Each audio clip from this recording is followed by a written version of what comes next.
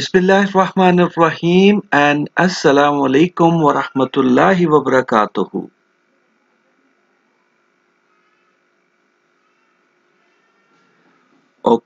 Welcome to Quran class and अभी आज की कुरान क्लास में हम सूरत अल फातिहा की आयत नंबर 4 जो कि है इय्याका नअबुदु व इय्याका नस्तईन उसका मुताला करेंगे इंशाल्लाह। लेकिन हमेशा की तरह शुरू करने से पहले सबसे पहले अल्लाह का नाम और उसके बाद दुआ। तो शुरू करते हैं। बिस्मिल्लाहिर्रहमानिर्रहीम।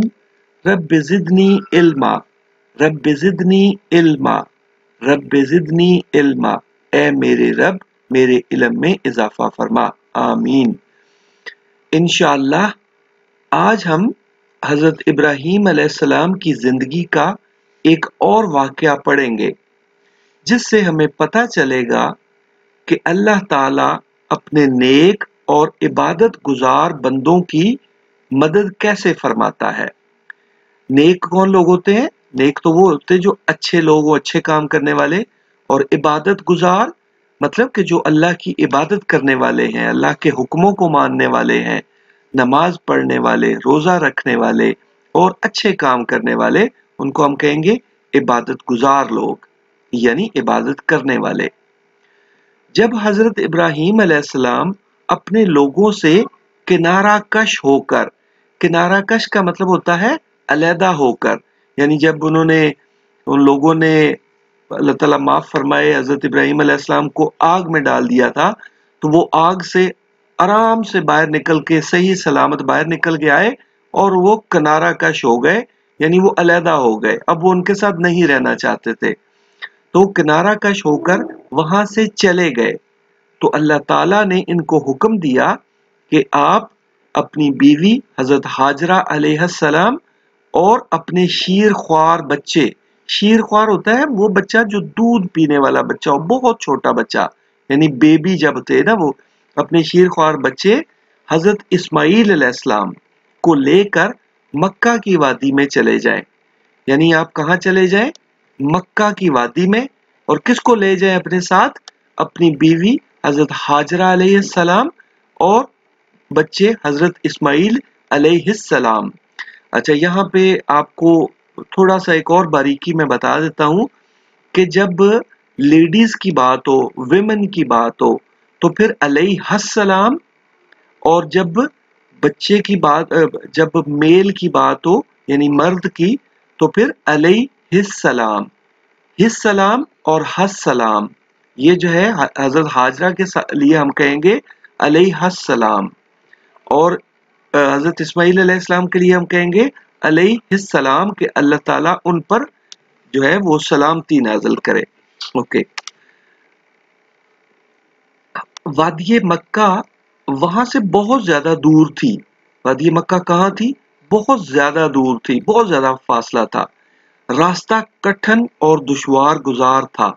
कठिन होता है बहुत मुश्किल रास्ता, इस तरह का रास्ता देखो ना पहाड़ों का, जहाँ पे कोई सीधी सड़क नहीं है, एक पहाड़ से ऊपर चढ़ो फिर नीचे, फिर ऊपर चढ़ो फिर ऊपर, इस तरीके से इसको कहेंगे कठिन और दुश्वार गुजार, जिसमें बहुत दुश्वारी हो, जिसमें बहुत मुश्किल हो।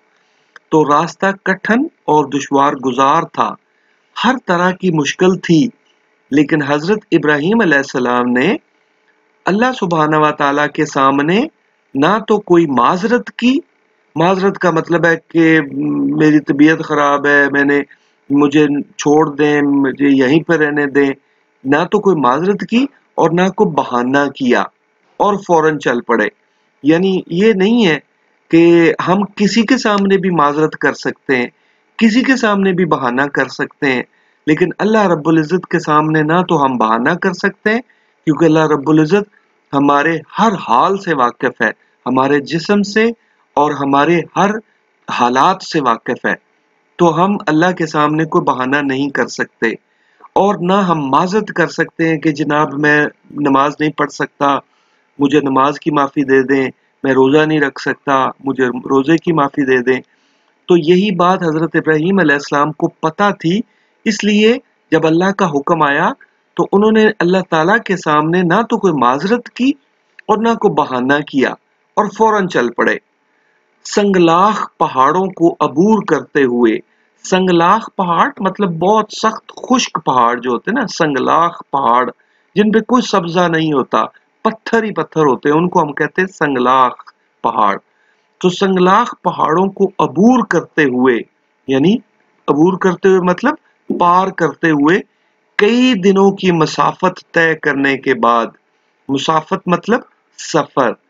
यहाँ पे इस जो है कुरान क्लास में आप उर्दू के नए लफ्ज भी सीखते हैं, तो वो भी आपको मैं एक्सप्लेन करता जाता हूँ साथ में, और आपको चाहिए कि इनको याद भी रखें और बाद में लिख भी लें। तो कई दिनों की मुसाफत तय करने के बाद जब वादिये मक्का में पहुंचे तो वहां सिवाय सूखे खुश्क पहाड़ों के कुछ भी ना था। जब यानी जहां वो मक्का में पहुंचे, वादिये मक्का में, तो वहां कुछ भी ना था। ना कोई शहर, ना गांव, ना कोई इंसान, ना कोई हैवान, ना साया, ना खाना, ना पीना, कुछ भी नहीं। यानी वो खुश्क सूखे पहाड़ थे वहां पर, ना कोई सब्जा, ना कोई दरख्त, कोई इंसान नहीं, कोई जानवर नहीं, कोई जो है वो शहर नहीं, कोई गांव नहीं, कुछ भी नहीं था वहां पे। और वहां पर अल्लाह ताला की तरफ से दूसरा इम्तहान आया। दूसरा इम्तहान यानी ये भी उनके लिए एक इम्तहान था कि आप वादिये मक्का जाओ, इतनी दूर सफर करके वो पहाड़ों को अबूर कर करके वहां पहुंचे, तो वहां कुछ भी नहीं था। तो दूसरा इम्तहान आया और उनको हुक्म दिया गया कि अपनी बीवी और बच्चे को छोड़कर वापस चले जाओ। अब ये भी देखें, वहां पे वीराने में छोड़ के जाना, क्या कोई सोच सकता है कि उनको अपनी बीवी बच्चे से प्यार नहीं था? बहुत प्यार था। हम लोगों से ज्यादा प्यार करते थे वो अपने घर वालों से। लेकिन जब अल्लाह का हुक्म आया तो फिर हजरत इब्राहीम और हजरत इब्राहीम अलैहिस्सलाम ने हुक्म की फर्माबरदारी की। यानी ये हुक्म भी फौरन उन्होंने माना और सर को झुकाया, यानी फर्माबरदारी की, और वहां से अकेले वापस चल पड़े। अच्छा, ये भी यहाँ पे भी है कि जब वो वापस चल पड़े तो बीवी जो थी हजरत हाजरा, उन्होंने भाग कर पीछे पूछा कि आप हमें छोड़कर क्यों जा रहे हैं? तो हजरत इब्राहीम अलैहिस्सलाम ने कोई जवाब नहीं दिया, दूसरी दफा भी जवाब नहीं दिया। जब तीसरी दफा भी उन्होंने पूछा और जवाब नहीं दिया, तो हजरत जो हजरत हाजरा थी, जो उनकी बीवी थी, उन्होंने कहा कि क्या ये अल्लाह का हुक्म है? तो फिर सर झुका दिया कि हाँ, ये अल्लाह का हुक्म है। तो फिर बीवी भी चूंकि पैगंबर की बीवी थी, उन्होंने भी फिर अगली बात नहीं की। लेकिन उसके बाद फिर क्या हुआ? हजरत हाजरा और नन्हे इस्माइल के साथ क्या हुआ?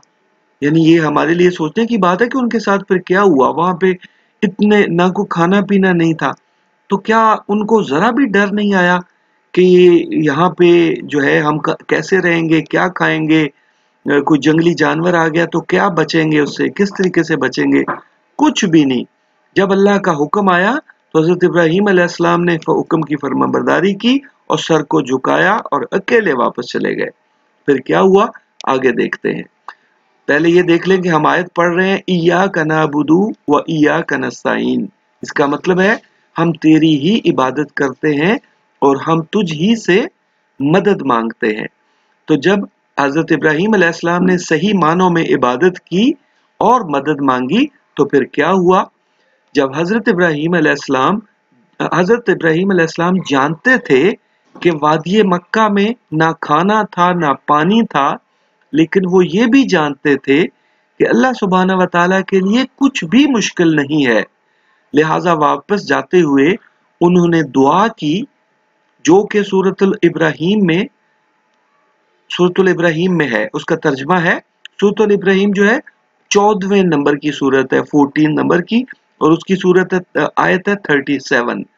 उसमें उन्होंने दुआ की कि उसका तर्जमा है, ए परवरदिगार, मैंने अपनी औलाद को मैदान मक्का में, जहां खेती नहीं है यानी कोई फसल नहीं है, तेरे इज्जत व अदब वाले घर के पास ला बसाया है। अब आपको समझ आई कि वहां पे क्या था? वहां पे ना खेती थी ना कुछ भी नहीं था, लेकिन वहां पे अल्लाह रब्बुल इज्जत का घर था। سب سے پہلا گھر تھا، یعنی خانہ کعبہ تھا، جو کہ حضرت آدم علیہ السلام نے، یعنی پہلے نبی اور پہلے انسان نے وہ بنایا تھا گھر، لیکن اب وہاں پہ وہ بھی نظر نہیں آ رہا تھا، اس کی بھی بنیادیں نہیں تھی، لیکن حضرت ابراہیم علیہ السلام جانتے تھے کہ یہ اللہ رب العزت کا عزت والا گھر ہے اس جگہ، تو وہ اسی کی دعا کی انہوں نے کہ تیرے عزت والے اور عزت اور ادب والے گھر کے پاس لا بسایا ہے، یعنی میں نے ان کو وہاں بٹھا دیا ہے، اے پروردگار تاکہ یہ نماز پڑھے، یعنی میں نے اس لیے کیا ہے کہ وہ نماز پڑھے، تو لوگوں کے دلوں کو ایسا کر دے کہ ان کی طرف جھکے رہیں اور ان کو میووں سے روزی دے تاکہ تیرا شکر ادا کریں۔ یعنی حضرت ابراہیم علیہ السلام نے یہاں پہ کیا مانگا؟ ایک تو یہ مانگا کہ ان کو روزی مل جائے، کھانا پینا مل جائے میرے گھر والوں کو، اور دوسرا کہ لوگوں کے دل ادھر کو ہو جائیں، لوگوں کے دل ادھر کو جھک جائیں، یعنی لوگ ان کے پاس آ جائیں تاکہ وہ اکیلے نہ رہیں۔ اب دیکھیں کہ پھر ہوا کیا۔ کچھ ہی دیر بعد حضرت اسماعیل علیہ السلام جو کہ بہت چھوٹے تھے، وہ بھوک اور پیاس سے رونے لگ گئے، یعنی کچھ ہی دیر بعد، زیادہ وقت نہیں گزرا تھا، ان کے جانے کے کچھ ہی دیر بعد حضرت اسماعیل علیہ السلام جو کہ بہت چھوٹے بچے تھے، وہ بھوک اور پیاس سے رونے لگ گئے، اور ماں ہاجرہ پانی تلاش کرنے کے لیے دیوانوں کی طرح، یعنی دیوانوں کی طرح کہ پاگلوں کی طرح، جب ماں کو پتا چلے کہ میرا بچہ بھوکا ہے تو پھر وہ کیسے صبر کر سکتی ہے، وہ کبھی ادھر اور کبھی ادھر کا مطلب دیوانوں کی طرح دوڑنے لگی، ان کو ایسا لگ رہا تھا کہ شاید ادھر پانی ملے گا، ادھر جاتی تھی، پھر واپس آتی تھی بچے کے پاس، پھر دوسری طرف دوڑتی تھی کہ شاید وہاں سے کچھ کھانے کو یا پانی کو پینے کو مل جائے۔ انہوں نے صفا اور مروہ پہاڑوں کے درمیان 7 چکر لگائے، یعنی 7 دفعہ وہ ان دونوں پہاڑوں کے درمیان دوڑتی رہیں، مگر کچھ نہ کھانے کو ملا نہ پینے کو۔ حضرت اسماعیل علیہ السلام روتے ہوئے اپنے پاؤں کو زمین پر رگڑ رہے تھے، یعنی وہ چھوٹا بچہ تھا تو حضرت اسماعیل علیہ السلام وہ رو رہے تھے اور اپنے پاؤں کو زمین پر رگڑ رہے تھے، تو پھر کیا ہوا کہ وہیں سے اس سوکھے پہاڑ سے اللہ تعالیٰ نے پانی کا ایک ایسا چشمہ جاری کر دیا جو آج تک جاری ہے، یعنی وہ ان کی جو ماں تھی وہ کبھی ادھر اور کبھی ادھر دیوانوں کی طرح دوڑ رہی تھی، اور صفا مروہ کے درمیان انہوں نے 7 چکر لگائے، اور ادھر دوسری طرف کیا ہوا کہ حضرت اسماعیل علیہ السلام جو رو رہے تھے اور پاؤں سے زمین کو رگڑ رہے تھے، وہیں سے ایک چشمہ جاری ہو گیا جو آج تک جاری ہے، اور ایک زندہ معجزہ ہے، اور یہ پانی جو ہے یہ زندہ معجزہ ہے